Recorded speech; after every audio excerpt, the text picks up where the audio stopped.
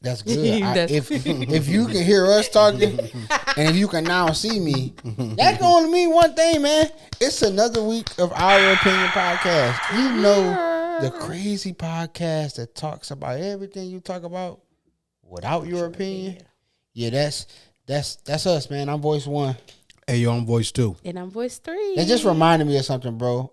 Somebody asked me I asked him to be a guest on the show. Mm-hmm. And then he said, "Man, send me a video that you think I should watch to be like, hey, I want to be a part." I'm definitely coming." What episode would y'all think? Yeah, just ask that. Who just wrote it? Yeah, I also said I was gonna do it in a timely manner, and I totally forgot. So now I think it depends on the conversation and what we're talking about. Yeah, I was gonna say the direction. If it's a deep conversation. No, he want to listen to it on the way home. He coming from Lansing. I was supposed to send this shit an hour ago. I don't even. I don't.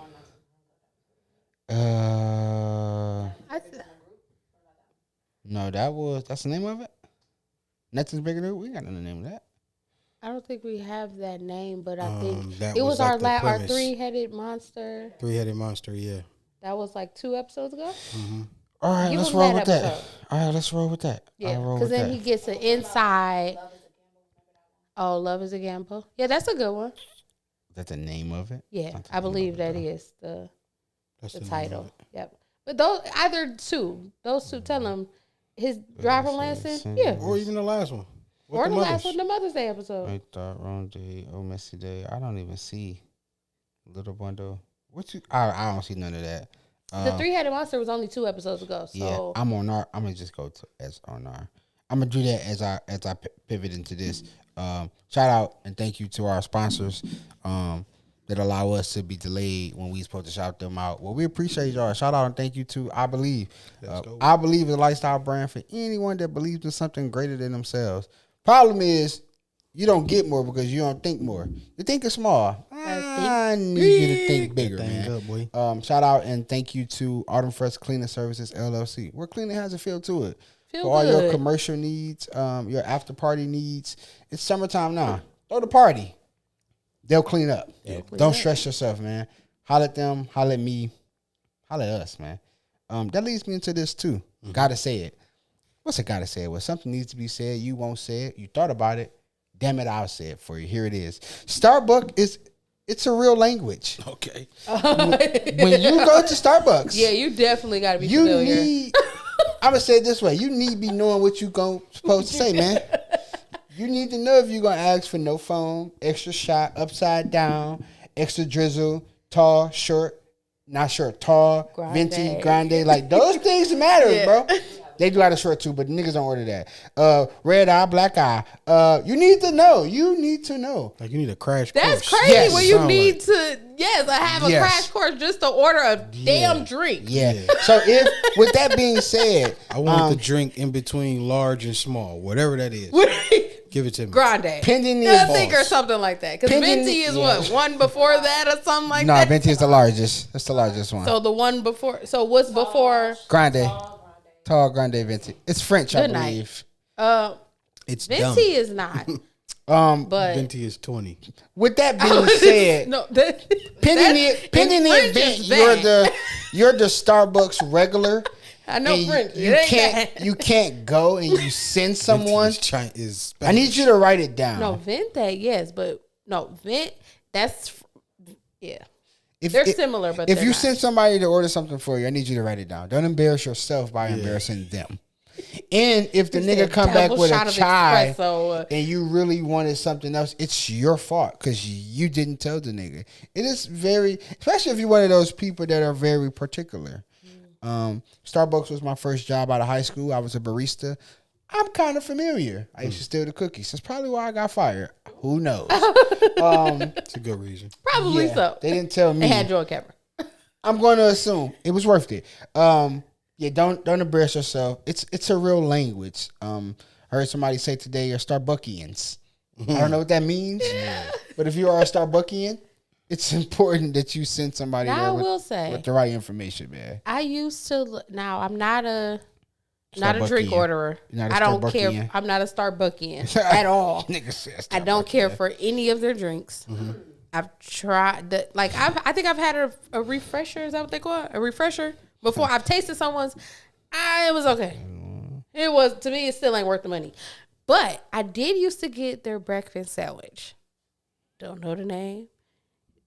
It was bacon and egg on that little weird flat looking bread. It wasn't flatbread.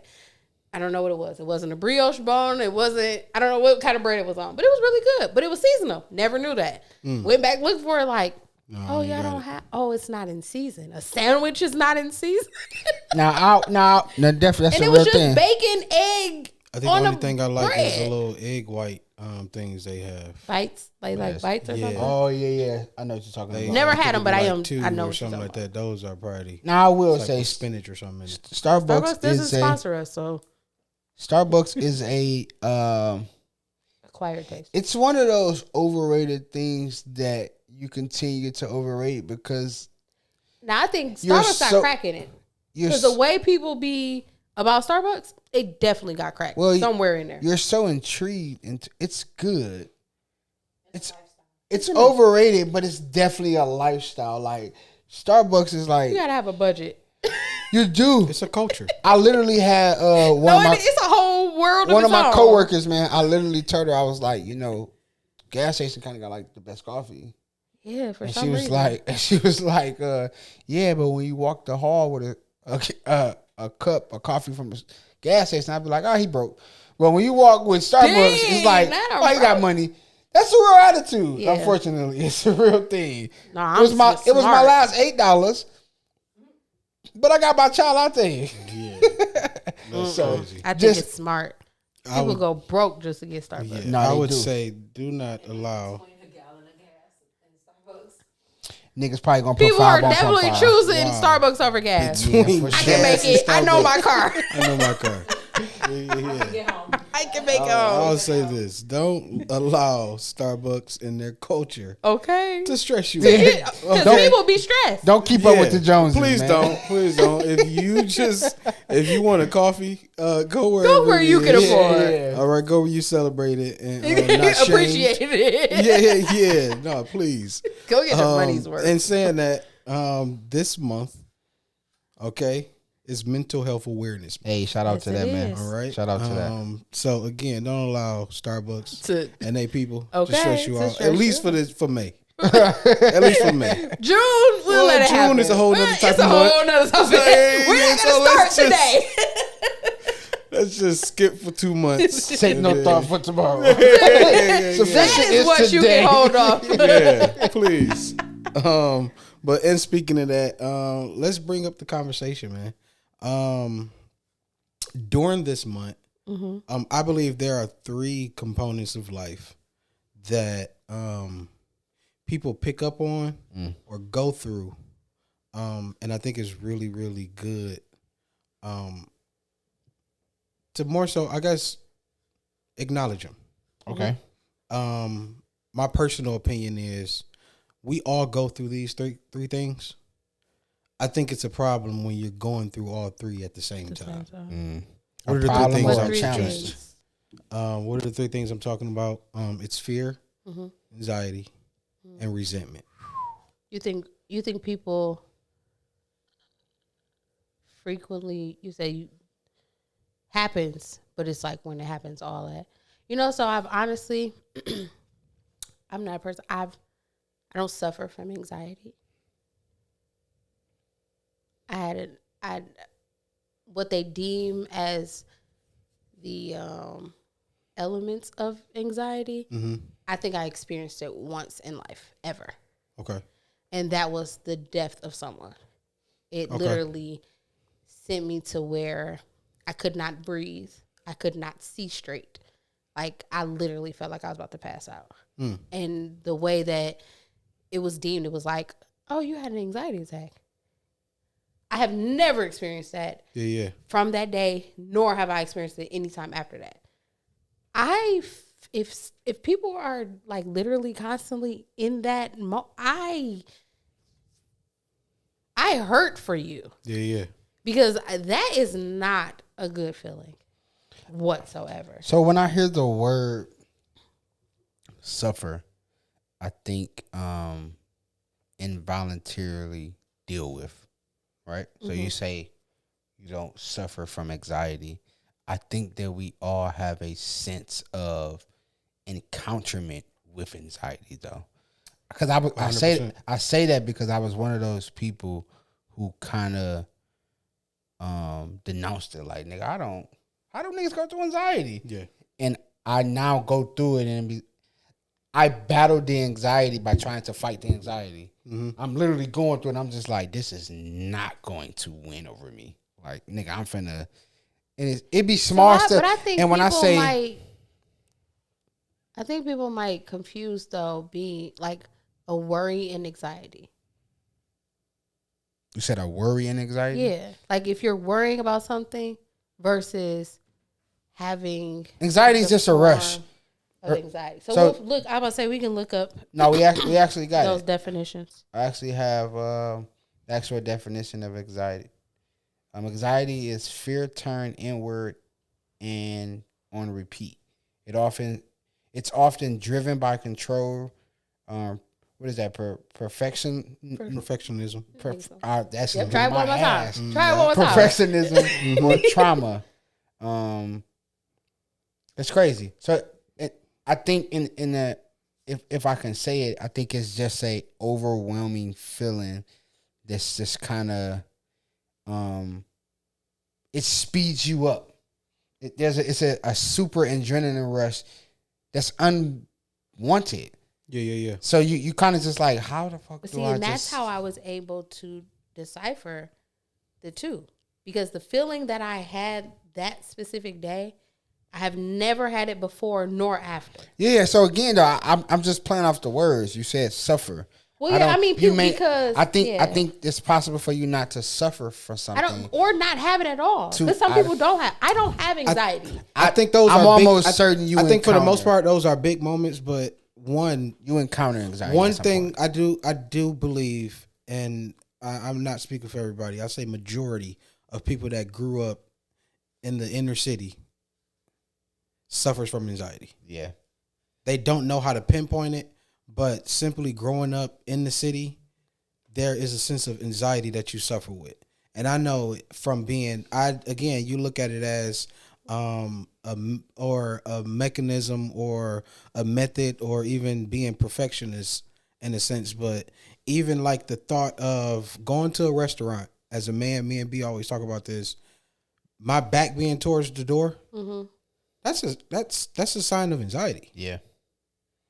Like just having your back towards the door. I don't think situational awareness is a form of anxiety. That's being situationally aware of your surroundings. I don't consider that anxiety. Yeah, but see, not that's me. I was gonna say which. Because I don't. The consideration, just being aware of something and having anxiety behind it. I don't think those. I'm not saying that. But how often are you on vacation in the Bahamas and you worry about who the fuck behind you? I worry about who's behind me anywhere, but I don't have anxiety to where it hinders anything that is going on.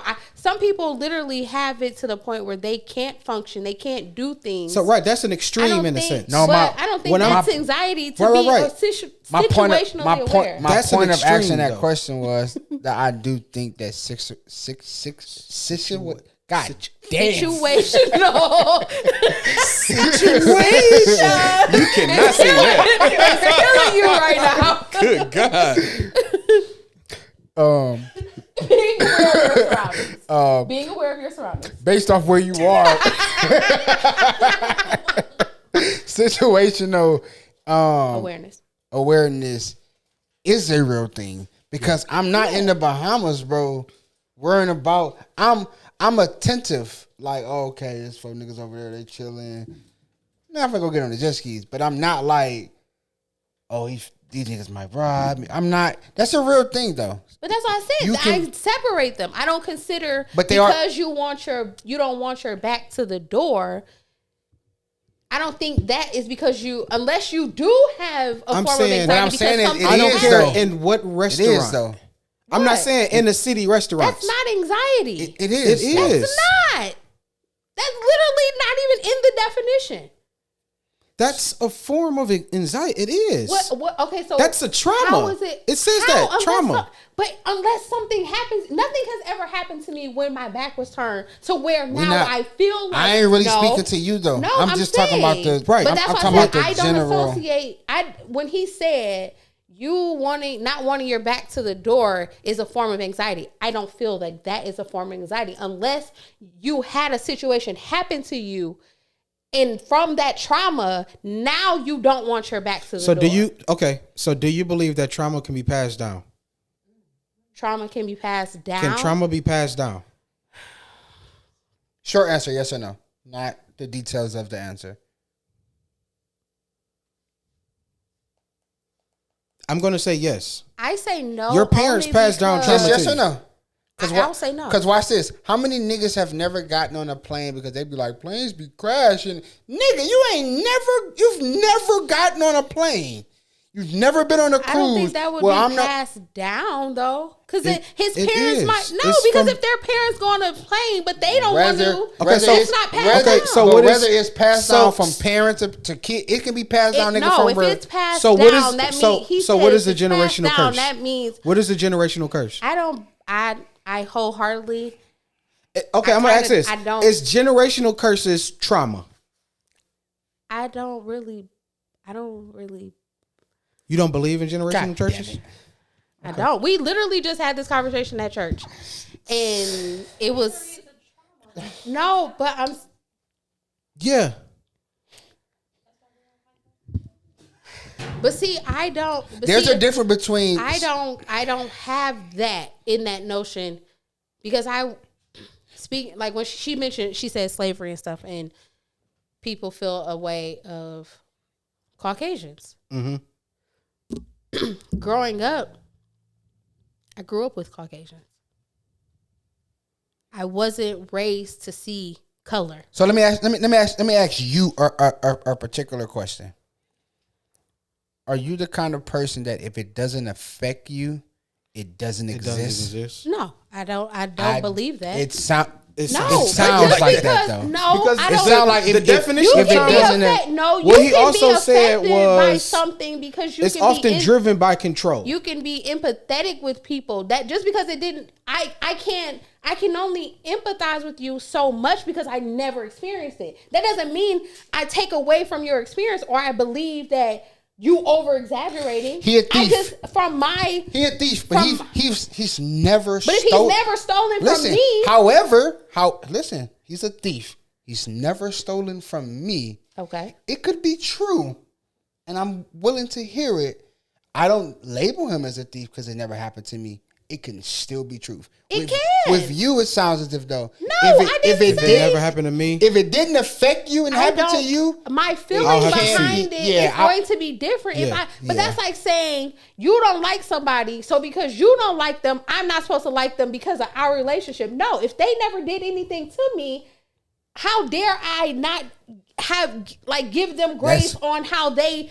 That's true. With me. However, so what's the difference? Listen, the difference is that's being prejudiced in a sense. That may be true. The difference is that may be true. However, I'm not closed off to the idea that shit. That's a possibility. That shit may be true. I'm not closed off to anything, but I just said I can't have the same feeling behind something that has never happened to me. I can be upset about it. I can empathize with you. I can hate that for you because I would never want something to happen to you or myself. But my feeling behind it is still going to be different because I never experienced. If I never experienced it, so I can't have full on displaced anger behind it. So it says ways trauma can be passed down. 1, it says biological, which is through genes. Yeah, genetically. It says 2, behavioral or emotional. And then 3, environmental. Which means if you were never in that environment, it's not what you see. That's like saying I got it out the mud. Yeah, but that's I can never. But that's one way you're honing in on it though. No, but I'm just saying. Or like when people say, "Oh, I had a rough childhood and I did this and that." I can't speak on that. I didn't have a rough childhood. So my thought behind it is not going to be the same as someone who actually had a rough childhood. That doesn't mean I'm taking away from your rough childhood. But listen, I just don't relate. I think you're missing it though. I remember we had a conversation off the record, and we were talking about a particular person. I was like, man, for her to be a married woman, the shit that she kind of respond to kind of irritates me because that's not really your life, so don't respond to it. However, she can agree that it exists, but it's not your life. So I agree with you I agree with you that it's not your life, but what it sounds like to me though, because it's not your life, it doesn't exist, which was my initial question. I didn't say it didn't exist. I said I don't have the same feelings behind someone who has it. So it's going to affect me differently. But that was never the point, though. That was. So, and then we're going to move on. You literally said that, I said, do you believe in generational curses? I said I don't, because if I don't, then I don't. Then you went on to open up about your own personal why you don't. And I said yes or no. Don't give me the definition. That's what he's saying. Like, you're saying... But you're saying you're not taking away. Just because I said, if you say something happened to you, you can't say that. Oh, that don't exist. When I'm saying no, it happened. It's like no, but it don't exist. I didn't say that. I didn't say that. Just because I never said. I think you're focusing on you saying actually what you feel or how you feel or what happened to you. I'm not taking away from that. I think the point where you say that don't exist, it takes okay. All right. Well, if that's how y'all feel, I just said I don't. You said generational curse don't exist. I'm saying it again. I don't. I believe you, like you said, the environment that you were placed in. Mm-hmm. You said, I mean, statistically, they say it's passed down through genes. So apparently, it can. So therefore, now that means that is true. That doesn't mean that I'm just gonna gun ho just say, all right, well, because what did they do to prove to say that it was passed on through genes? What study was made? What part of the DNA did it come? Like, I'm just saying, like, these changes can be inherited, meaning a parent's trauma. But when you inherit something, isn't that usually given to you in meaning a parent's trauma can affect their child's stress response. Example, studies on holistic survivors show their children.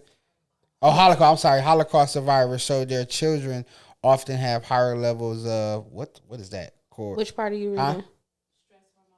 I got you. Stress hormone. Cortisol deregulation. Yeah. All right, this one I didn't proofread, nigga. I'm reading it's live. Okay. That's why I said, where are you reading that? So I can. Studies on Holocaust survivors show that their children often have higher levels of stress hormone imbalance. So when I hear the biological part of anxiety, I kind of take it back, the ideal of the womb. It's kind of like when women be like, your baby can feel what? Not even that, but when they be like, I don't want everybody touching my belly. I don't want all these different personalities and spirits and attitudes rubbing off on my baby. It's kind of the same with the individual woman, right? This is my understanding, right, or my analogy and understanding. It's kind of the same thing. If she's in an abusive environment or verbally, physically, or whatever the trauma or anxiety may be, that shit can rub off on the baby. So the baby is kind of... But you're rubbing off on the baby because that is what the environment that they're now in. If they weren't in that environment, then they wouldn't experience that, right? Okay, right. So maybe the original question was... maybe because your life was set up the way it was, does not mean that your parents' life wasn't. That's what I'm saying. Right. So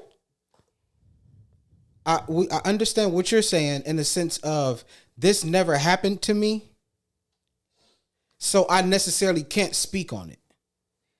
But what we're saying is, okay, now that we got you out the picture, is it possible that other niggas in the world, human beings, humanoids, that's why I said it's possible that people have experienced something that I've never experienced. I'm not taking away from that. I just don't have the same sentiments behind it because I never experienced it. So you never have moments of anxiety? If I was never in a car accident, I'd never have the fear of being in a car accident, if I never had, because some people, when they're in a car accident, they now don't want to drive.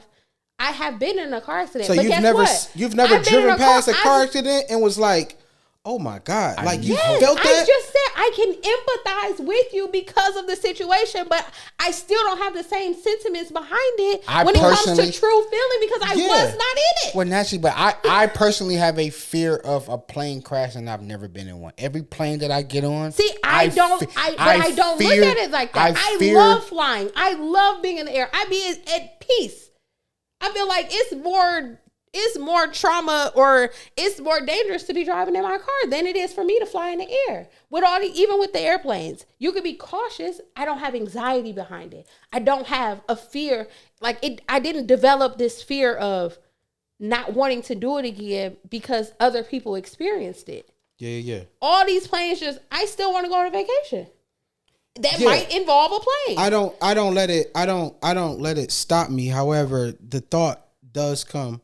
You're going to think about it. Yes, of course. Yeah, the thought does come. But I don't let it hinder my decision in.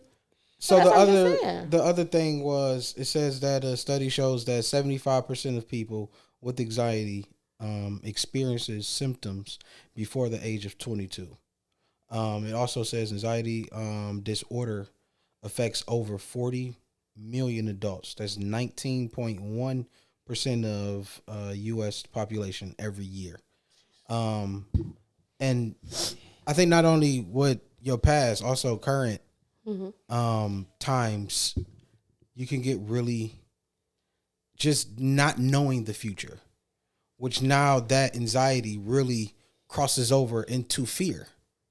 It's funny you say that because in my notes I put that I think fear, at least for me, but I think pretty much for a lot of people, fear is most of the time developed. We fear what we can't control. True. Yeah, the fear of the unknown. That not knowing is just it's like when they be like, "Hey, come to the office." Shit. What did I do? Even if you know that you didn't do something, what could they possibly want with me? I always use the funny analogy. I say, it's funny how a nigga could be a virgin and go get an HIV test and he petrified. And he nervous. What are you about nervous what the about, result? nigga? It's because the nigga just know. Now he like, I did share that honey bun with you. Like, it's just I think that fear develops a sense of anxiety because when I hear anxiety, right, and let me go on record and say this, I do not have a total understanding of anxiety. For me, when I hear anxiety, though, I think of an anxious fear of unknowing.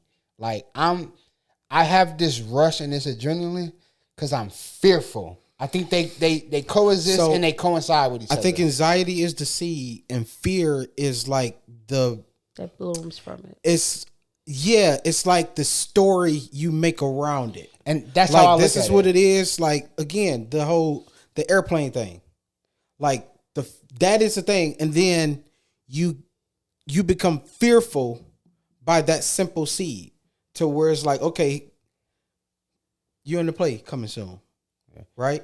You have a scene, but then what you base around that scene is the actual play. Yeah. So I feel like anxiety is that scene. It's that moment of, okay, this is the thing.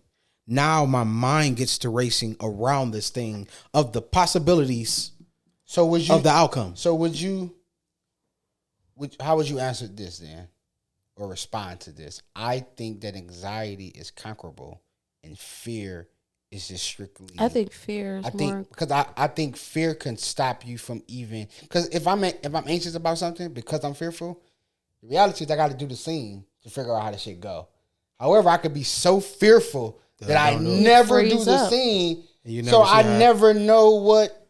I don't even know what it's about now because I think that fear can stop you from even the anxiety. The anxiety can stop or it can just linger because you're just so fearful that you're just like, man, you know what, bro? I'm never getting on a plane. Yeah, I'm gonna believe all the stories I heard, nigga, and I just take. And I think that's what it dials back into because it said when the person's like trying to like control the situation to where it's like, okay, the anxiety happened, the fear happens. Now to not allow this thing to happen, now I try and control it.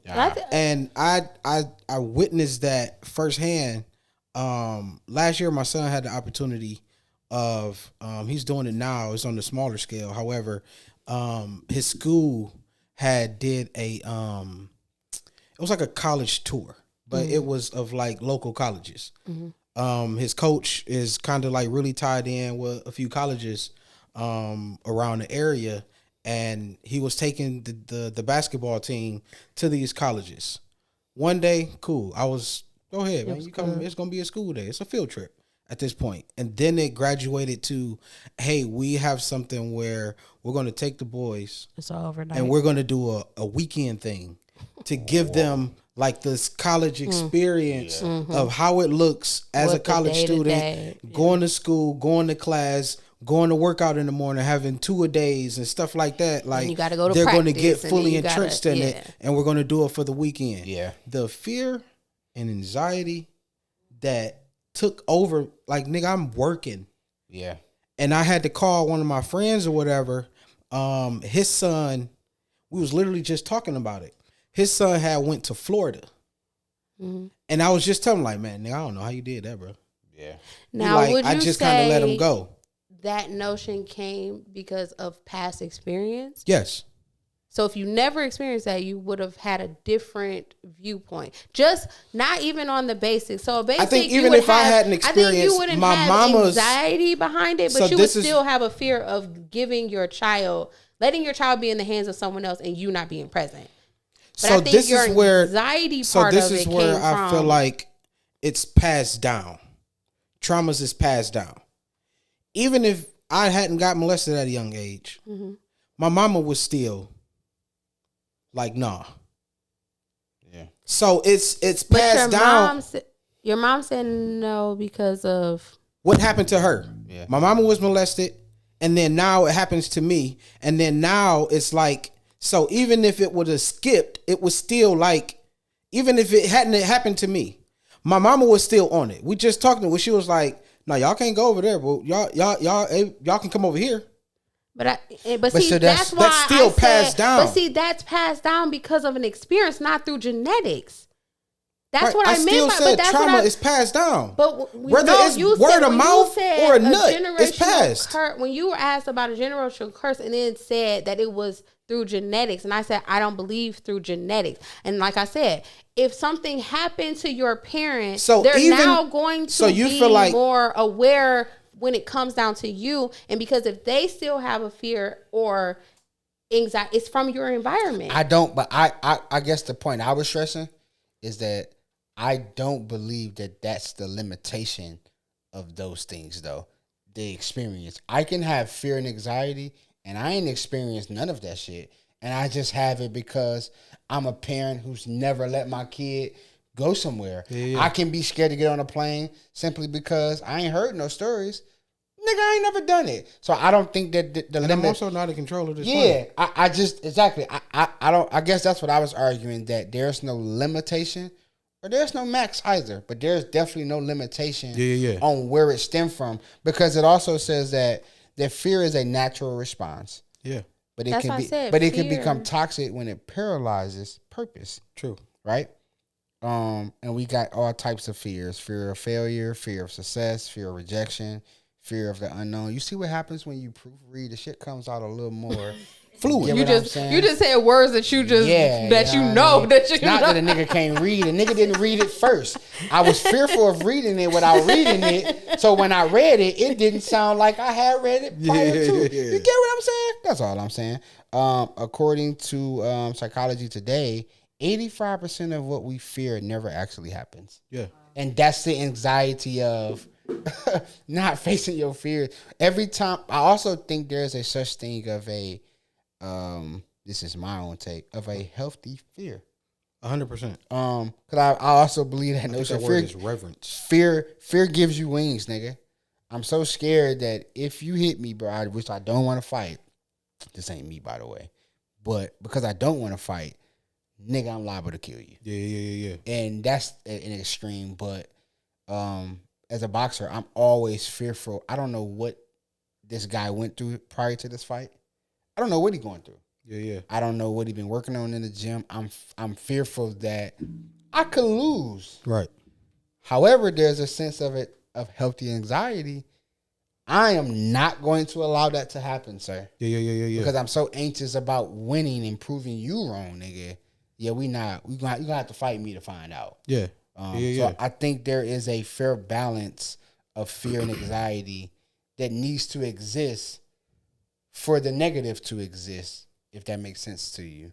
I think I like this last point. It says a 2020 study found that fear-based decision making leads to 60% lower life satisfaction over time. Oh, that's crazy. Yeah. But I think that's conversations we had where it's like, nigga, don't go to your grave full. And it's simply based off of like just the fear, like you said, of failure. Yeah. Hey, I don't want to do this because what if nobody supports it? Yeah. I don't want to do this because what if nobody listened to me? What if nobody actually buy into it? So now I never do it. Mm-hmm. And like I said, it's 60% less life satisfaction where it's not your life expand, like saying like you're going to die, but it's like I'm not satisfied. It leads to me not being satisfied in life. Yeah. Which drives to resentment. There's a lot of black people. I've only been black for 34 years, so I'm going to reference the majority of my time here on earth. There's a lot of black people I know, bro, that don't experience, and I'm just talking in a sense of travel, enjoying life, based off fears that were implemented upon them. Yeah. Nigga, this is not even your reality of fear and or anxiety. Yeah. You're taking the burden of someone else's stress, fear, and anxiety and just carrying it. But that's also what Shay is saying too. Whereas like this thing doesn't happen to you. So why are you allowing it to affect you? Yeah. But I guess the more so the pushback is you still can't take that away from that person. Yeah, absolutely not. But that's why I always said I don't take that away. But my feeling behind it is not going to be as grand as someone who actually experienced it or who are in it at that moment. Naturally. But that's why I said I can empathize with you because I don't want you to be in that situation. I don't want any of that, for you. And I'm not, so it's like, yeah, I empathize with you, but your anger behind it or I don't have that because I'm not in it. Right. So I know you, I agree. So you said it, but I'm gonna still ask it, right? I asked two. Is there a fear that paralyzes you right now? Right now? Yeah, that you have a fear that is like strictly paralyzes you. Yes. What is it? Anything coming to my kids and not being able to. My son's situation. Like him, like literally, bro. Like nigga, I was in tears, dog. Yeah. Cause it's like on one end, hey, I'm really stifling him from growing. My boy pulling him out today. Stifling. No idea. It's like stunting his growth. Yeah, right. I'm really stunting his growth. Yeah. I'm Brandonizing word of the day. Stifling. We got a thesaurus in the room with us. Stifling. It's like I'm stunting his growth based off of your experience. Based off of fear. You know what I mean? And it's like that's like really like it's not like crippling, bro. Yeah. Like, yeah. I know. I'm like I'm standing in this. Like I know the way I'm saying no is because I know I ain't gonna do nothing. Yeah. I know on my watch, you ain't gonna get touched. Yeah. I don't know where between you leaving my presence. And me relinquishing my son's to you. You know what I mean? Me putting him in your hands where it happens. Yeah. Maybe you didn't do it. Maybe somebody else, another there's a coach. There's a fear of just even encountering it just even being in around you. Yeah. Like, nigga, how it happened at what gym? Because not your hour, but the last hour. It's also a fear of what if he don't tell me? Yep. What if he never tell me? Where it's like, oh no, my kid. People always say, "Oh, my kid to tell me anything." Really? You don't know what they'll tell you or not tell you until you know what you didn't know. Yeah, like will he tell you? Like unfortunately, I don't know. Different relationships draw different things out of children, people, relationships, whatever. Having a relationship with a different person may.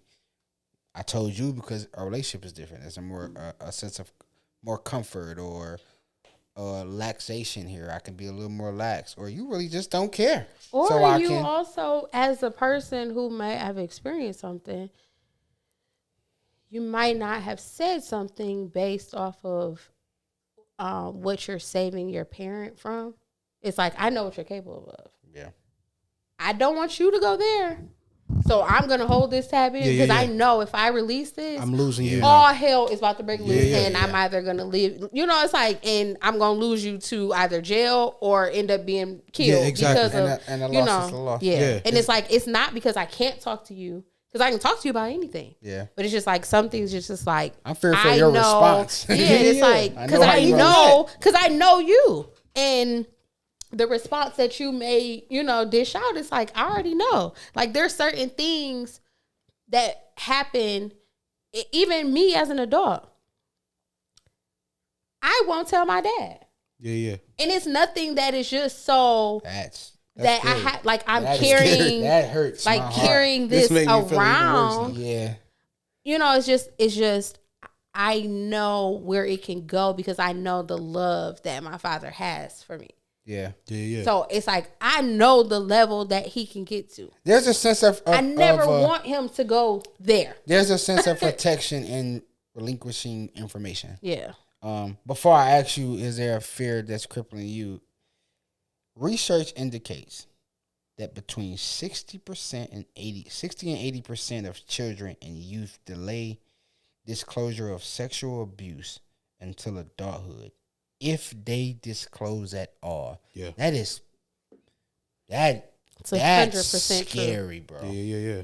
That is before I get into my fear, is there any fear that paralyzes you? A fear that paralyzes me?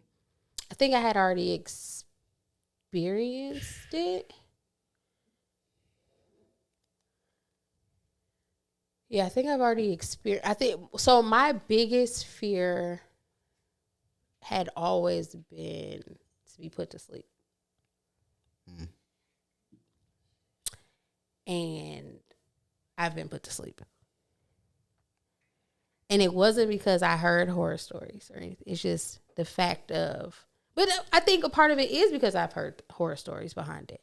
But then to experience it, even in the midst of being, I don't even remember.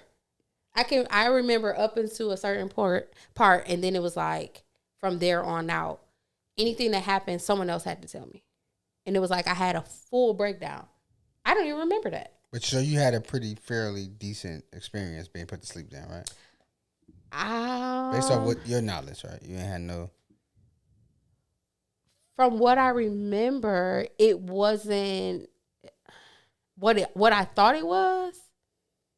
Like, some people was like, "Oh, I love being put to sleep. It's the best rest." Like, no, I woke up like this wasn't that big before I went to bed. Like, I woke up like the first thing that I remember telling them is like, I feel wet. No, put it in my hand. I put it back myself. Who stuck what while I was? But literally, like. Once I remember, the first thing I said was, I'm wet. Why am I wet? And it was literally wasn't expected because my catheters, that I had 2 catheters. Okay. And one of them were in wrong. Thank God for the catheter. It's not where I expected that. I was thinking that too. Like, nigga didn't put that thing. Not that. Beauty in the Beast. Sleeping Beauty. That nigga see you from the door. Oh my God. And I prayed. She here for surgery? And because I've seen. How long she gonna be out? All right, because I only need 5. You said 6 minutes? But see, and I've seen stories of doctors inappropriately handling patients when they're out of it. Yeah. So it's just like, hey, but that wasn't my first. We just joking. That wasn't my first mind. Like, oh, somebody gonna do something to me because my thing was I'm being put to sleep. The fear of unknown. You don't know what's going on. You're not in control. Am I gonna wake up? Yeah, you're not in control. That was my biggest thing. I don't have a fear of dying.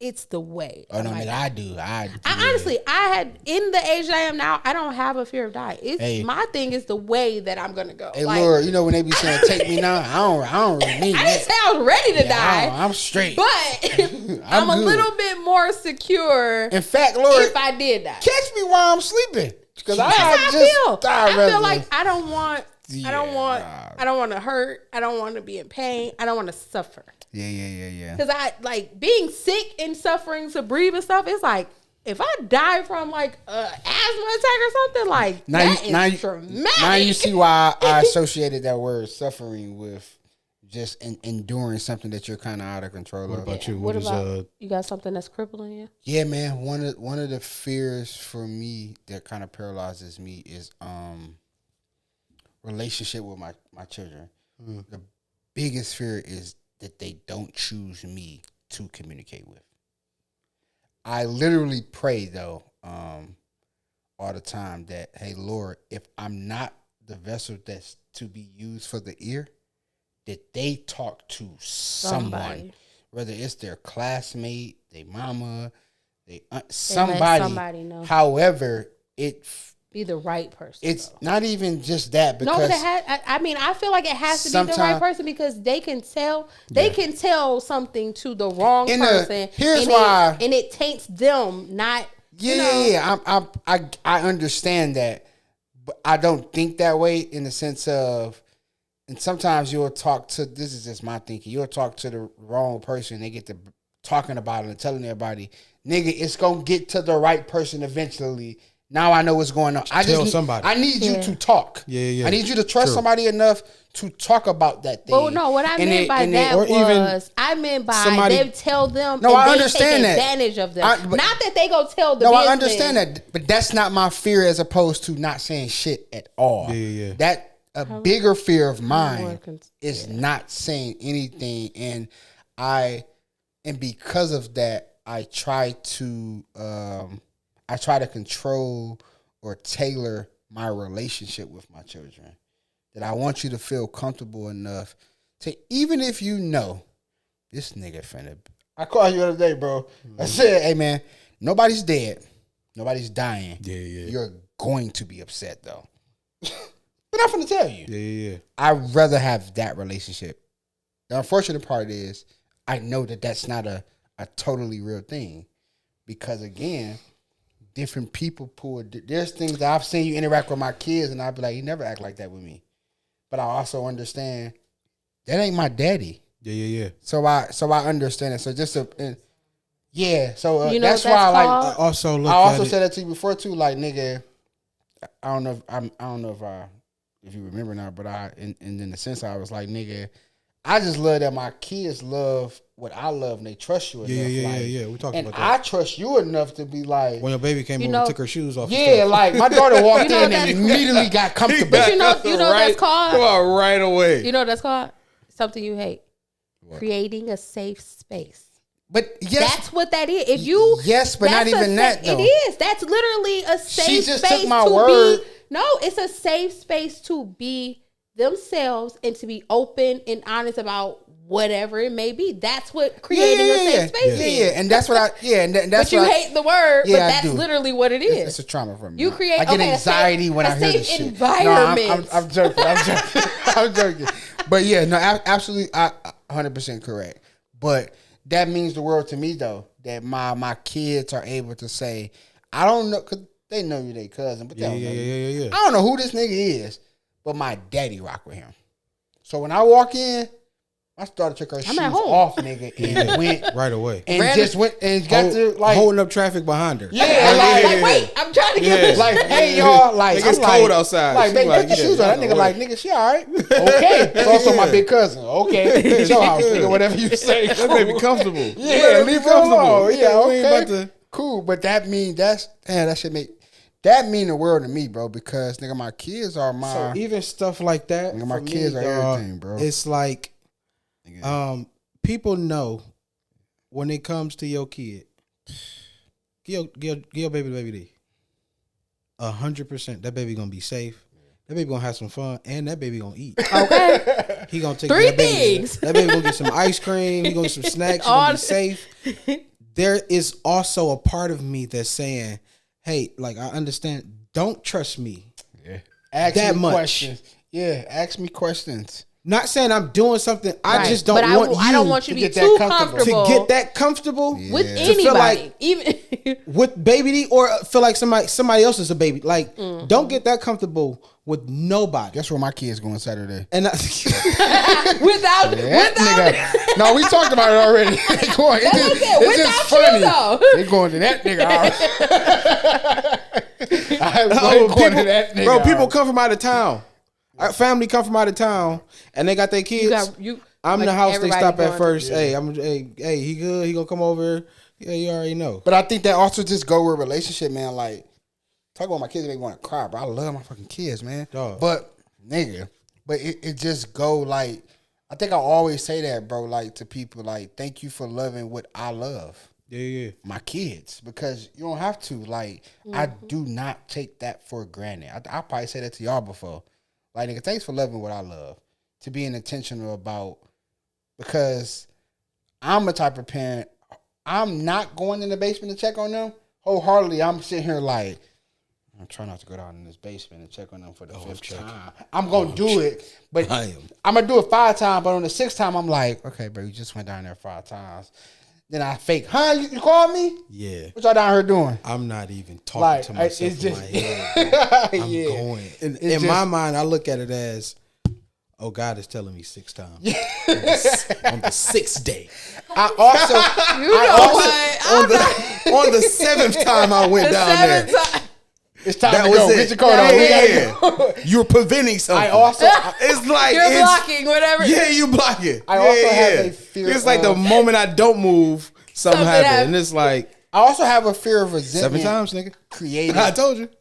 I have a fear of my children resenting me for things that I should have done. I look at me as a child, right? Yeah. Not as an adolescent, but I have a mother and a father.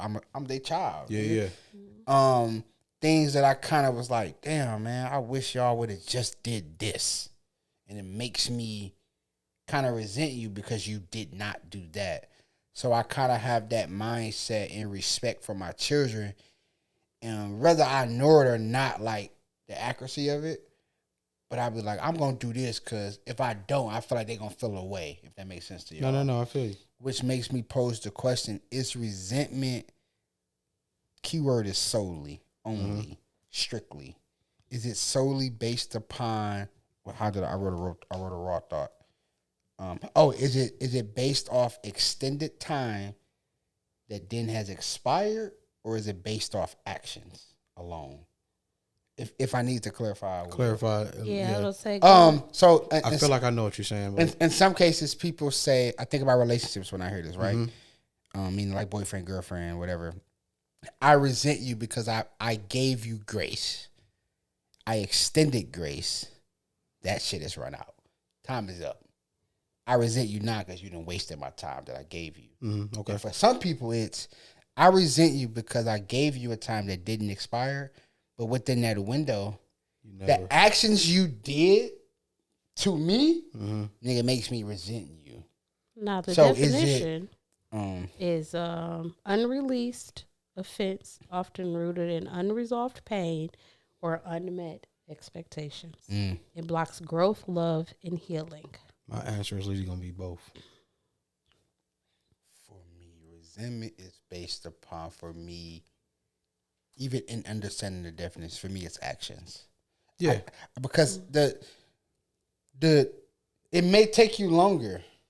Funny, I was having a conversation about that today at the radio station. We was just politicking, and chick was going through somewhere to do, and I was like, yeah, but you're the more mature one in this scenario, or scenario if you go to Starbucks. You're the more mature one. So unfortunately, you're the one that has to extend the grace. You have to extend the time because you pot called Kettle Black. How? Conversation we had breakfast. My old lady? Yeah. Now, see, watch this though. Okay, I'm listening. I'm extending grace now. No. You're the mature one.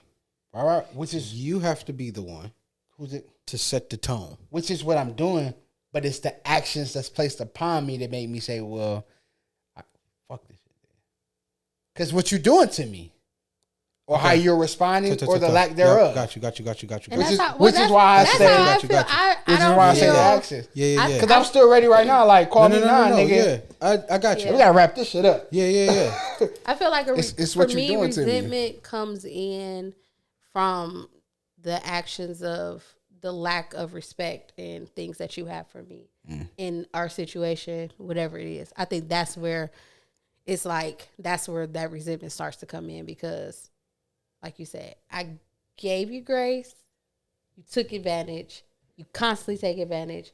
It's to a point where this is who you are. Yeah. So before I reach that point to where, because to me, when you reach resentment, that you can't come back from that. There's no coming back from resentment. Mm-hmm. Like it's almost we were never allowed to say you hated something. You dislike something. You don't hate anybody. You dislike them. You dislike their ways. You dislike what they did to you. A hate is when it's like you don't think about it. You don't talk about it. You have completely washed your hands with it. To me, resentment are along those same lines. If you start to resent someone, it's like there's nothing you could ever do to make me even want to acknowledge you. So on the contrary, though, this is a real life situation, and prior to my divorce, man, right, it just came to me because it's the type of conversation, right? She said something to me. She said, "Before I resent you, I'd rather divorce you." To me, that's crazy. No, I feel like I had that moment in a relationship that I had. Yeah, but I reached a point where before I start resenting you, I have to walk away for myself because I already know. Here's my thought behind that, it's going to lead to something that's more destructive. But so, which leads me to think, obviously, like everything, resentment is obviously a choice, and there are tiers and level to the resentment. So, in the breath of saying, before I resent you, I'm going to leave, you can also say, before I resent you, let's figure this shit out, right? But usually resentment comes after we've tried to figure it out and no resolve has ever come from it. I also understand that everybody max out is different. Like, you may have thought you max out on trying versus that. I just thought that in No. I think that. I think that was good, too. But that also goes to, like, our conversation before, to where it's like, hey, before this goes bad. Yeah. Nigga, we'll end it. We'll stop. Yeah. So I think that's what it is, to where it's like, hey, I can afford to lose you as a business partner, co-host. Versus I can't afford to lose you as a brother, friend, cousin. Yeah. Like that, I'm not. That costs I'm not willing to sacrifice that portion. So I think that's what that was. There's a part of the relationship that's salvageable. Yeah. So where it's like, okay, before I reach that, nigga, we cut this out. That makes sense. And we can go back to hooping 3 a.m. Okay. You know what I mean? Like, it is bananas that y'all really used to do that. Go hoop, nigga, like 3 a.m. We go back to that, bro. Like if a nigga do that now, he cheating, shorty. 1,000%. Ever fall Don't for believe that nigga. Planet Fitness is 24 hours, or the other gym is 24 hours. The basketball court is not. It's got a time frame. It closes. Like that nigga lying. I like this study. It says study shows that people who harbor resentment have increased risk of heart disease, high blood pressure, and mental health issues. Again, we're talking about mental health. It says, according to Harvard Health, forgiveness reduces stress hormones and boosts immune functions. I think that's really good because the overall thing people always talk about is, hey, forgiveness is not for the other person. It's for you. It's actually for you. And now you know what I mean? I think we have the spiritual and the physical now meeting. To know. Especially, and I was going to say this that. This thing that said is actually about with fear as well. Shows in your health. We have a spiritual guidance of, I mean, it might sound cliche, but it's literally the word. God has not given us the spirit of fear. Because if you're solely relying on him, you don't have to worry about the unknown because your faith and works. So I think the problem is, or the pushback is, I ain't there with God yet. And not everybody is. Not everybody, and literally, not like, everyone. Everyone is, and there's nothing wrong with that because you recognize that you're not putting on a front of, oh yeah, I just know. Like you have those moments where it's like, are you really fully trusting God the way that you're supposed to? This is and I guarantee you, a million people will say no. If they're true to themselves, they'll say no. But they have, as you continue to walk, you do develop it more to where you are understanding. Like I know in the season that I am right now, it has literally been nothing but God. And I always say this. And I was not fearful this time around because I've been here before. But I wasn't fearful this time around because I knew how he kept me the first time. I always say this though. If getting in heaven requires a C, I'm cool with being a C student. Yeah. I don't gotta go the extra mile. Extra credit for what? I'm in. I'm going. I see there. Because the nigga that's going to school to be a doctor and he graduate last in his class, guess what he still is? A doctor. Doctor. You still got a $200 copay. Yeah. You still got $200 copay. Okay. So, you still dishing out them ducats when you go see. If I can get into heaven with the bare minimum, nigga, so that's the wave I ride. This thought just hit me, and then I'm gonna speak on resentment. Don't be that kind of believer, yo. That is horrible. Study to show ourselves approved, nigga. Read your word, nigga. Get in the word. Do some work. You got to do some work. I'm fearful in moments, and I can't lean on God because I feel like, and this is being transparent. When I was in that situation, you didn't come through for me. So I look at situations like my son to where it's like, hey, I know you saying to cast all my cares, lean not to all, I don't understand. And then all like, wait, hey, but nigga, when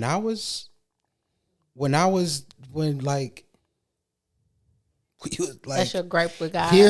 It's not necessarily a gripe. It's like, I think it is. Maybe it is, but it's still like because it's still hurt. It's a fear of, hey, if the moment I give my son away, how can I trust that you will protect him when you didn't protect? But hey, watch this. But because, and that's not saying, and that's a. I'm not gonna challenge that. I like it. One, because first of all, I appreciate your transparency. So my response isn't directly to you. Even if it was, I can say it's pause. I think it's crucial for the person who made it's an analogy, right? I really appreciate you sharing that. The analogy is this. I used to tell this guy, it's a true story too, but I used to tell this guy named Carlos, man. He used to go to our church, real cool guy, but he was different. He was a troublemaker. He was unorthodox in the sense of how we deem a believer to act, whatever. And he used to have that kind of gripe, like, God ain't did this, and he won't do this and that. And I was like, yeah, but you're looking at it from a different angle, bro. How many times have you caught the bus and never got chased by a dog? The bus came on time. You had the bus fare forward. Nobody ever robbed you. And I'm saying that to say that that's a very realistic thought and feeling. But the unfortunate part, I say unfortunate because it's hard. Yeah. The challenging part in believing Christ and believing in Jesus is that his ways and his doings and his thoughts aren't like ours. So when we think that, hey, you didn't protect me in that sense, and he's like, well, I did. It only happened, bro. Let me help you out though. I think it's so good because it's like, because I had this conversation. Yeah, and it's like we have to. I'm not saying you. I'm just saying. But we have to get to a point where we grow to appreciate what did happen and what didn't happen. So I'm gonna even if it doesn't align to what we think should have happened. I have this conversation. Happen. Go ahead. I have this conversation with a close friend, and we're basically sharing our past in a sense to where it's like, it's crazy you said that happened to you because that happened to me, and the difference is we have the same story. However, your outcome was one thing. Mine was different.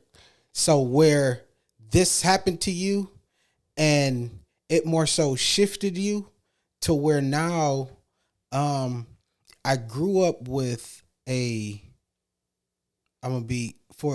disdain towards a certain group of people because what happened to me. Mm-hmm. And for that person, it was like, it's crazy because two things happen to you when trauma, when you're going through things. You either become it or you resent it. Yep. Mm-hmm. And it was the opposite. And it was like, in that moment, it was my response was that, hey, God, I thank you for not, the thing happened, but I thank you for not allowing it to go that way.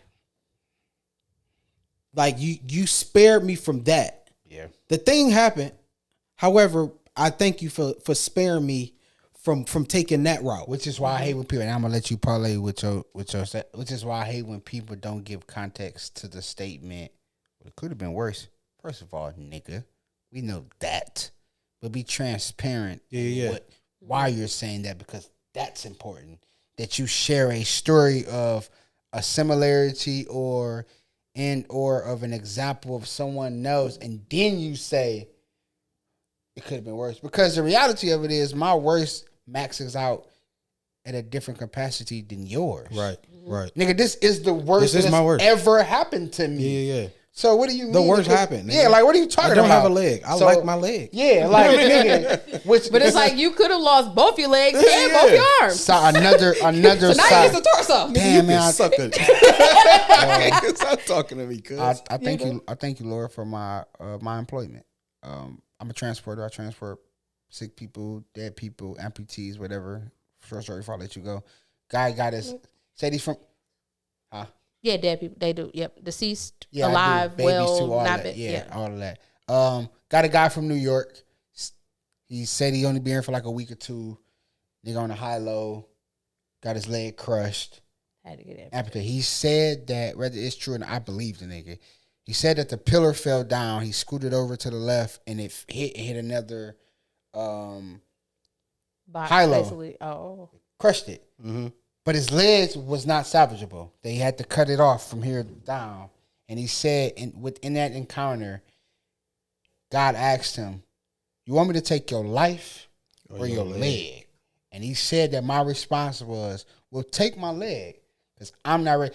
I say that to say that those are kind of situations where you share stories like that and be like, "Well, nigga, it could have been worse." Yeah. Who am I to tell the nigga that just lost his leg? Well, it could have been worse. Nigga, could have lost your arm. Nigga, I know that. Like, it's I just thank God, man, that transparency reaches people far more than the lack of that. Yeah.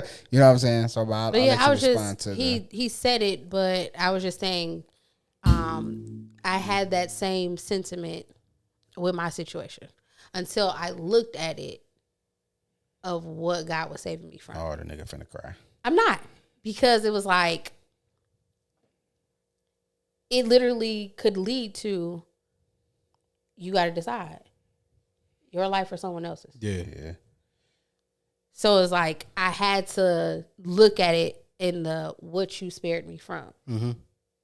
Yes, something was taken from me, but I'm still here. Yeah. Man, and I'm a pivot for the sake of time somewhere. It's crazy, man, to fathom in your mind, right? I'm talking to the non-believer. That I understand you. You want me to believe in this thing, this person, that's going to guarantee me trauma trials and tribulations, and you want me to believe him, have patience and wait on him, to trust God to be everything he said he is, even when he doesn't look like it. Yeah. Mm-hmm. That's a daunting task. Yeah, 100%. Yeah. Very, very, very, like, nigga know I'll pass. The beauty of that is, that's the beauty of it. Yeah. Is that I get to not, dang, that's dope, bro. I get to trust a person with everything that's not of my doing, liking, and being. People always quote that. They always say God won't put more on you than you can bear. Yes, he will. Otherwise, there wouldn't be a need for him. Yeah. He will. The because of that text, and I have to find the exact text, but the because of that text, right? And I'm paraphrasing, is that he says, "Hey, you will be tested and tempted beyond your own liking, your own max, your own expectation. I've already given you a way out, though. Yeah, way of escape. You have to trust and lean on me, though. 100%. That's the B clause of that text that people don't tap into. And I thought that's 1 Corinthians 10 and 13 is the actual. Read verse. The actual. But what's not the Bible? So it's.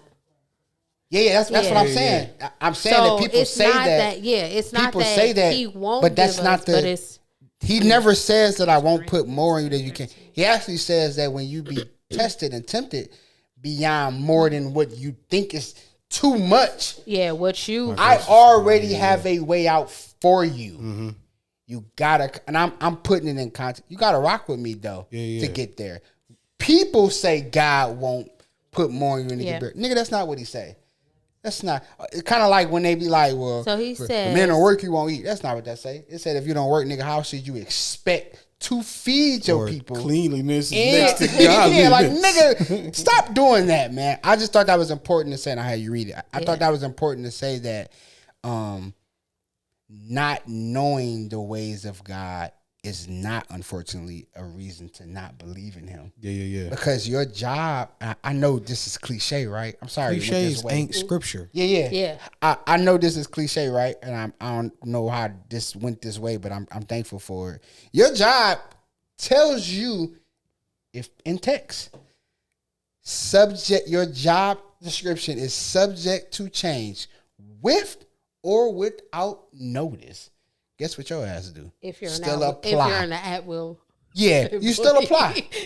You still bank on that. You be like $18 an hour, nigga. I want it. You still apply. Yeah. It's the same with God. He tells you, hey man, you kind of gonna suffer. Yeah, you gonna go through some stuff, man. But I got you.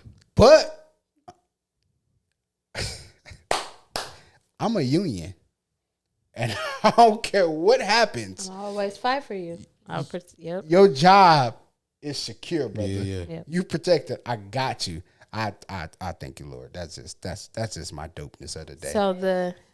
Okay. That's just my dopeness. So the actual text, I am reading the man, that's good. I thank you, New Lord. King James Version. So it's 1 Corinthians 10:13.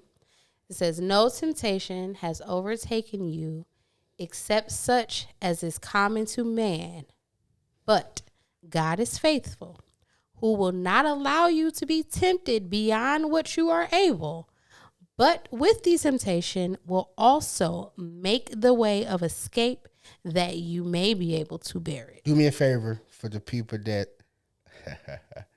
shout out to P. For the people that went to public schools and grew up on 7 Mile, read the Message version for me. The Message version? Yeah. All right, let me see. Hey man, I have no idea why this pod went this way today.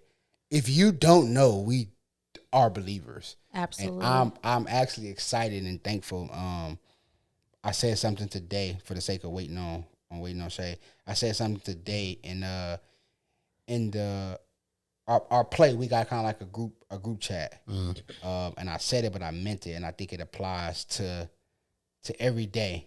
They were kind of just giving me, just congratulating me on the radio station, things I said that I just was saying, not just by happenstance, but I meant it.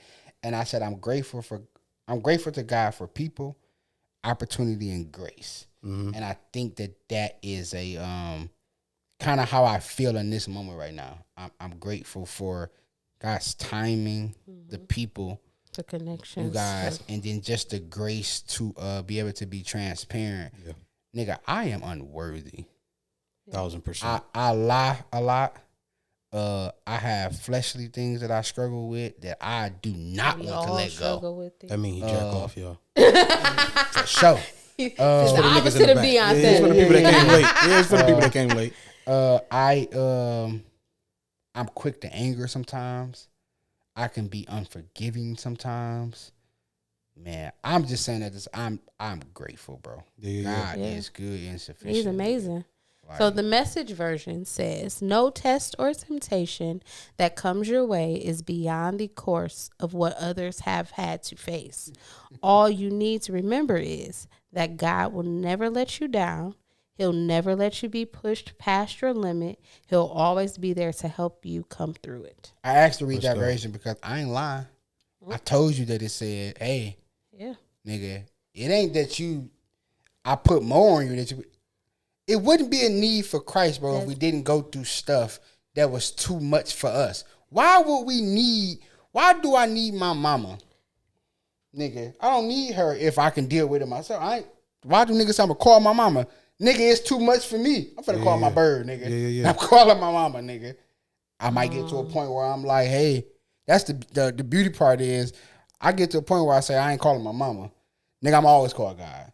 I'm gonna always be faced with something that's beyond my own strength and my own doing. Nigga, I need God. Yeah. So I just think that's 100%. Dope, man. For the sake of time, I want to transition into this. It's James Fortune. When you hear, I got a reason because I just talked to the black people. When you hear the words mental health, what do you think? Oh, that's what it is. An encouraging song. What's the song? It's Live Through It by James Fortune and F.A.R. Oh, okay. You got a song I sent you earlier? Amazing. I listened to it. That was dope. Fire. Yeah. Nigga. I was thinking that's a Cold Mime song. Fired up. It is. Yeah. That is fire. Nigga. Yeah, it was a good song. My view on mental health is a little distorted now. Because I feel like a lot of people are using it as a crutch. Abusing it. It's like a thing where, from my understanding, from what I've went through, counseling was a place that you went to learn how to rather cope, deal with, or get over momentarily. Yeah. Whereas like, okay, it's a troubleshoot. Yeah. If you will. I think people now go to counseling for an excuse to continue in their behavior. Oh, I'm like this. Yeah, because if you're not growing from your therapy, you're seeing the wrong therapist. Yeah, I just feel like you could be honestly seeing the right therapist, but you're. But I think if you're like seeing the right therapist, you're going to apply what you're being taught. Because I look at it as this. You can go to the right church, but if you're not applying the word. That's what I say. If you're not intentional about what they're teaching you, or you're not being honest with them. I guess I'm more so speaking to, it's not on the therapist. It's on you to do the work. If they give you a task and you aren't taking it serious, you're never going to get to that point that you say you really want because of fear. When I hear the word mental health, I'm fearful I'm going to be on the other side of it. But also I don't know what's on the other side of it. I think it's unfortunate that people associate mental health with this. It's a sickness in the sense of it's not even a sickness. It's an ailment. I was about to say that can be resolved. I think that people treat it like mental illness and mental. They think I think when I hear mental health, I hate the way it's been abused. That people use it as this sickness that you can't overcome. Yeah. Are you struggling from mental illness? Yes.